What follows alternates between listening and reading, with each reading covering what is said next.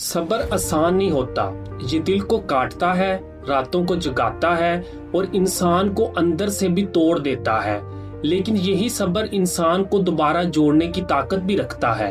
हम अक्सर कहते हैं ना, मेरा वक्त कब आएगा, लेकिन वक्त तब आता है जब इंसान सब्र के साथ पक्का हो जाता है, जब दिल का शोर खामोश होकर यकीन में बदल जाता है।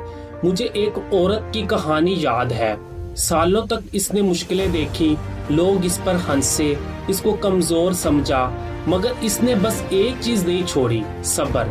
और आज वही लोग इसके दरवाजे पर खड़े होकर कहते हैं, हमें भी वो राज बताओ जिसने तुम्हें कामयाब किया। और वो सिर्फ एक जुमला कहती है, मैंने सिर्फ वक्त को थोड़ा सा बर्दाश्त किया और वक्त ने मुझे बहुत कुछ लौटा दिया।